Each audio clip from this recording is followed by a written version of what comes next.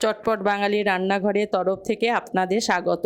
আজকে আমার রেসিপি বাটা মাছের একটি ঝাল করে আমি দেখাবো। তার জন্য আমি 200 গ্রাম বাটা মাছ নিয়েছি, আর বাটা মাছগুলোকে আমি ধুয়ে পরিষ্কার করে নিয়েছি। এবার এটাকে আমি ম্যারিনেট করব। এর মধ্যে প্রথমে আমি দিয়ে দেব কিছুটা পরিমাণ হলুদ, আর কিছুটা পরিমাণ দেব লঙ্কার গুঁড়ো, আর অল্প পরিমাণ মতো আমি লবণ দেব। এর মধ্যে আমি অল্প একটু সর্ষের তেল দিয়ে পুরো মাছটাকে আমি ম্যারিনেট করে নেব। ভালো করে আমি ম্যারিনেট করে নেব।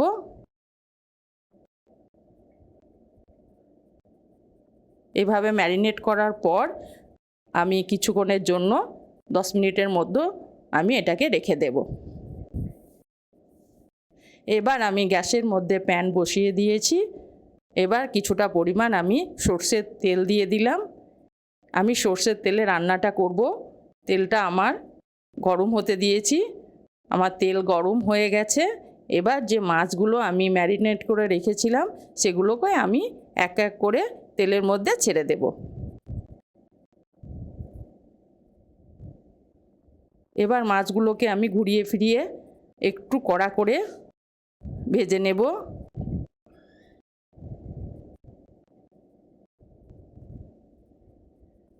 সাবধানে একটু নাড়াচাড়া করব যাতে মাছগুলো যাতে ভেঙে না যায়।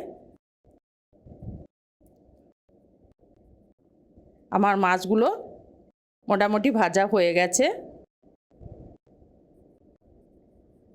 ঘুরিয়ে ফিরিয়ে আমি ভেজে নিলাম।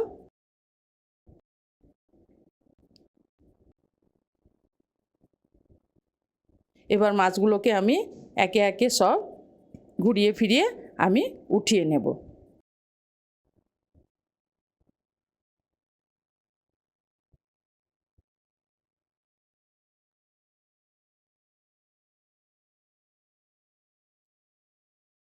আমার মাছগুলো সব ওঠানো হয়ে গেছে।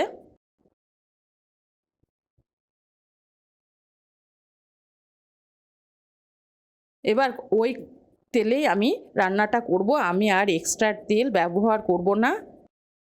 এবার আমি এর সঙ্গে অল্প পরিমাণ কালো জিরের ফোড়ন দেব, আর দেব এর সঙ্গে একটা কাঁচা লঙ্কা। যেহেতু এটা ঝাল হবে সেহেতু আমি এটা কাঁচা লঙ্কা দিয়ে বেশিরভাগ রান্না করব।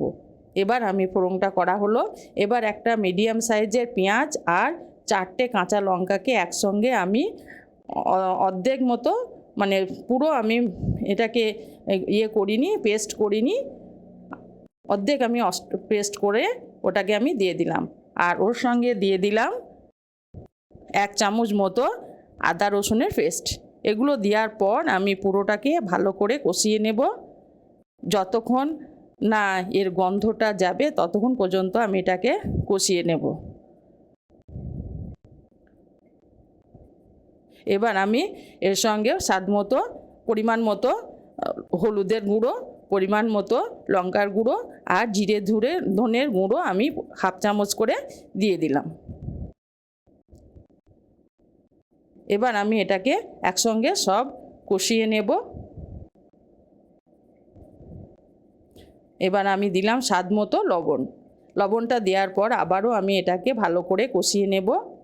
মশলা যত ভালো করে কষানো হয় রান্না তত টেস্ট বাড়ে।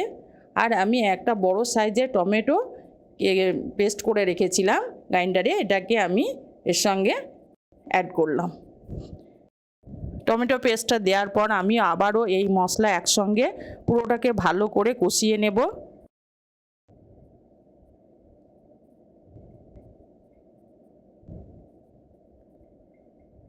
মশলাতে তেল ছাড়া পর্যন্ত আমি এটাকে ভালো করে কষাবো যতক্ষণ না তেল ছাড়বে।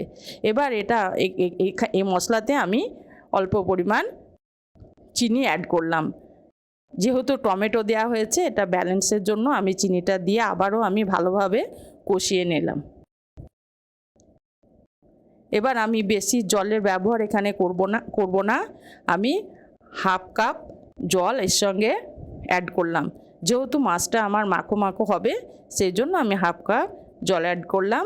এবার জলটা ফোটানোর পর ফুটে ওঠার পর আমি মাছগুলোকে এক এক করে ছেড়ে দিলাম।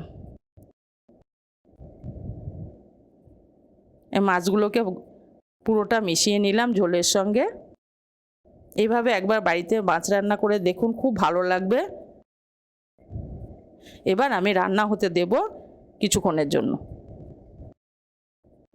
কিছুক্ষণ পর আমি ফিরে এলাম।